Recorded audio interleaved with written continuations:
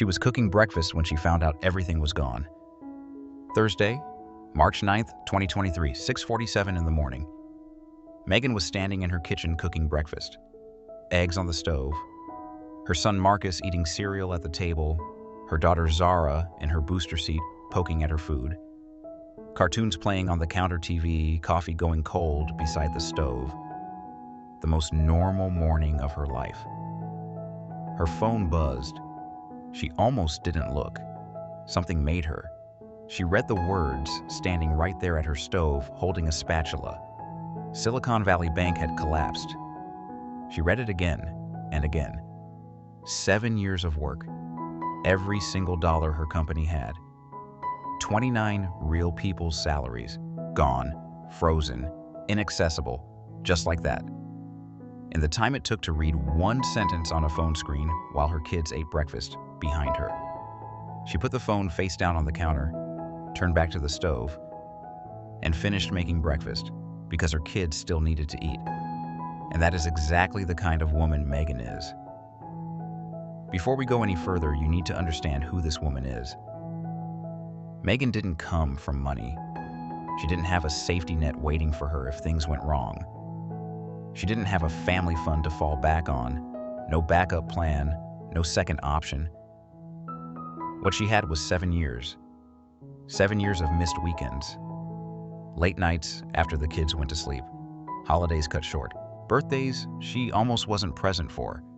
Risks that kept her lying awake at 3 in the morning, staring at the ceiling, wondering if she was making the right decisions. 7 years of building something real. A company that helped American parents find childcare. A real problem that millions of families across this country deal with every single day. And Megan built a real solution for them. 29 people believed in her enough to leave other jobs and come work for her. They trusted her with their livelihoods, their rent, their car payments, their kids' school fees, their grocery bills.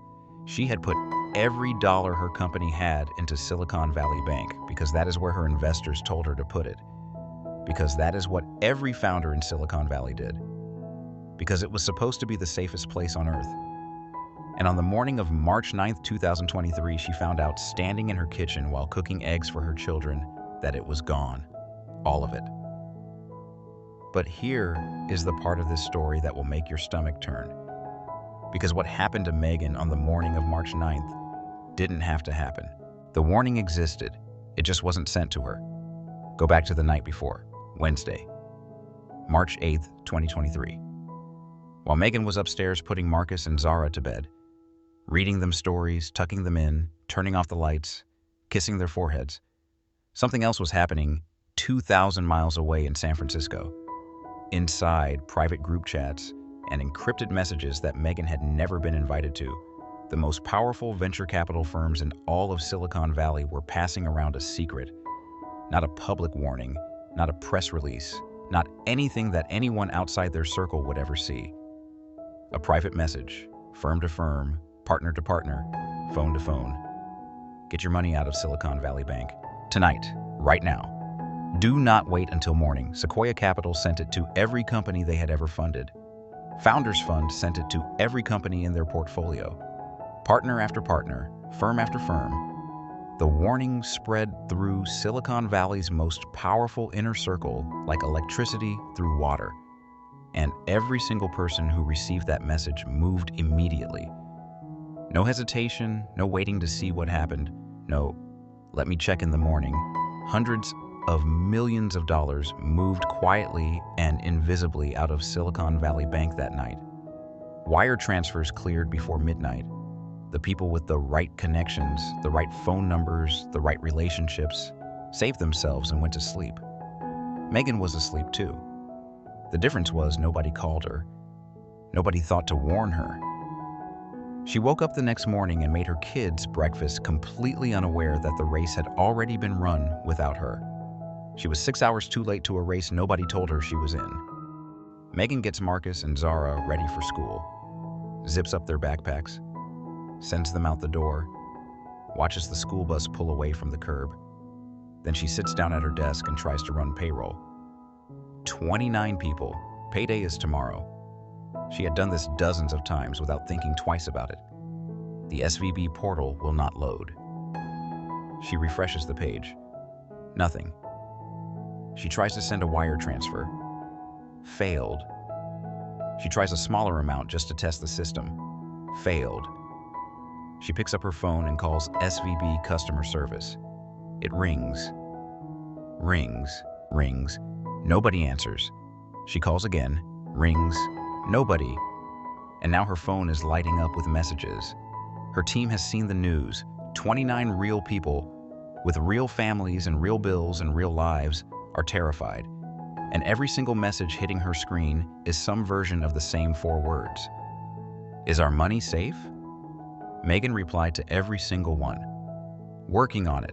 Calm. Professional. One message at a time.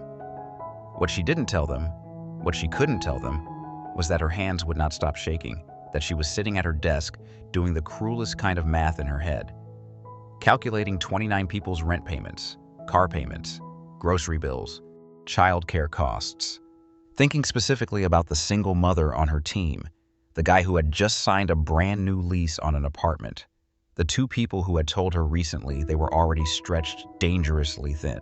Her son Marcus was at school right now, probably drawing pictures and eating his snack and completely unaware. Her daughter Zara was at preschool, probably coloring and laughing and completely unaware. Neither of them knew that the thing their mother had spent 7 years building was hanging by a thread while she sat at the same desk she sat at every morning and kept typing the same 2 words. Working on it. Working on it, working on it. Now I have to explain something to you because you deserve to understand exactly how this happened. Not the complicated Wall Street version. The real human version that actually makes sense. During the pandemic years of 2020 and 2021, technology companies were absolutely drowning in money. Venture capital funding was at record levels. Startups were exploding everywhere, and billions of dollars flooded into Silicon Valley Bank faster than the bank could possibly lend it all out. So SVB did what banks do. They invested it.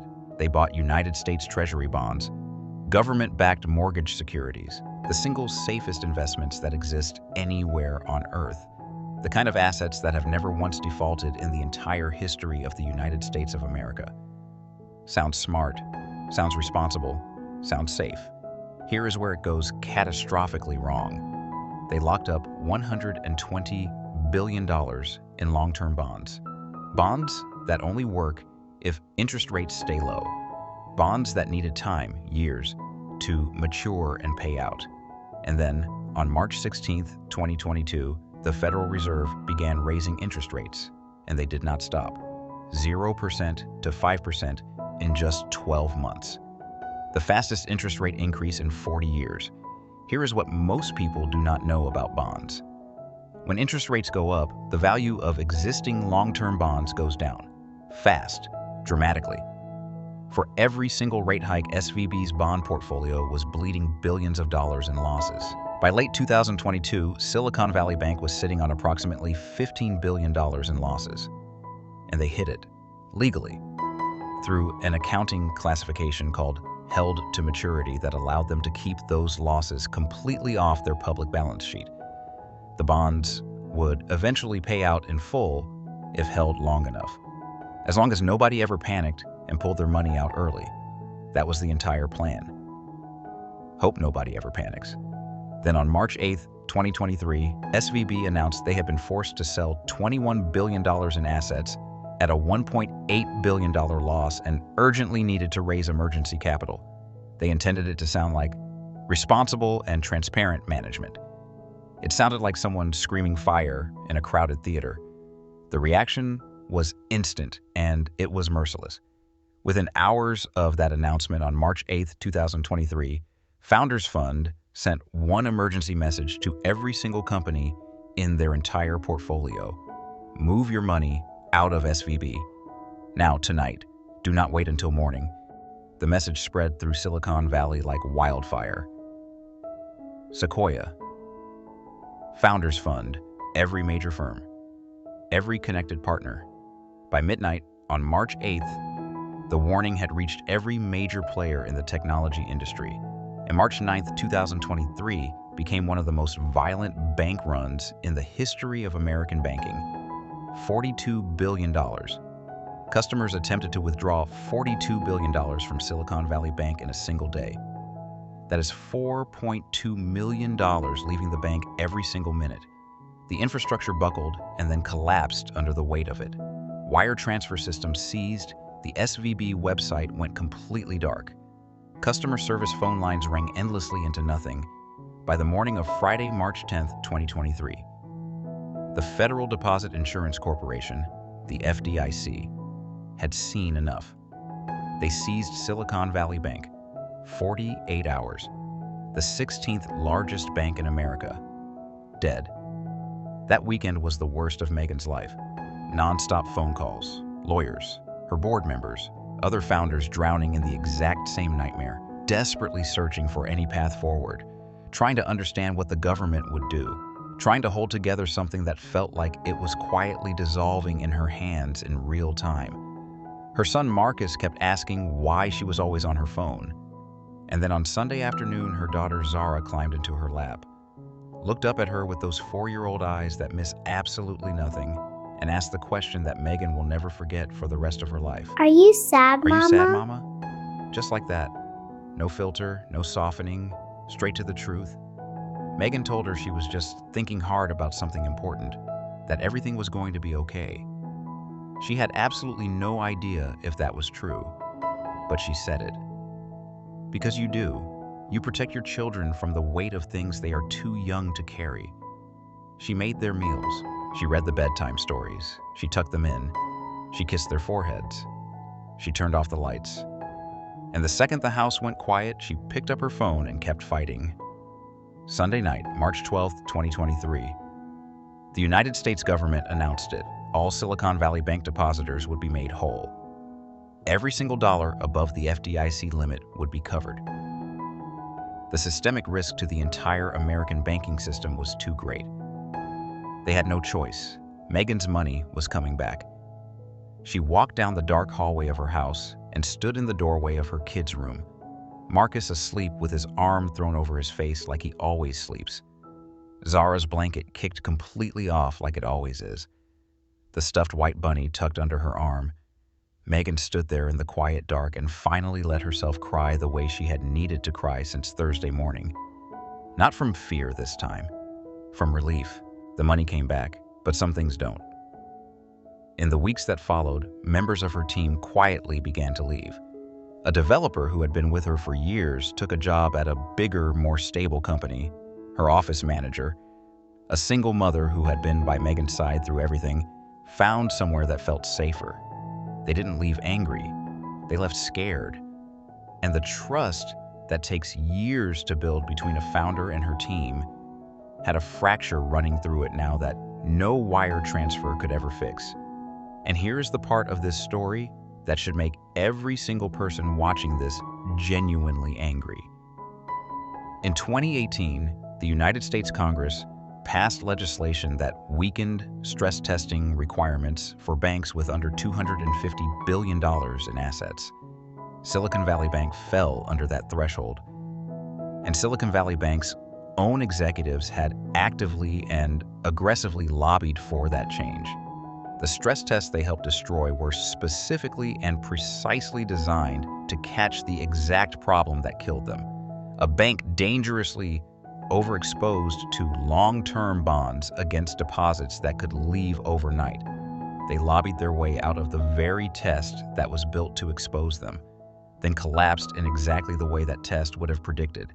And the SVB CEO, Gregory Becker, he had already quietly sold $3.6 million of his personal company stock just 3 weeks before the collapse, under a prearranged trading plan, completely legal, documented, no criminal charges, no consequences.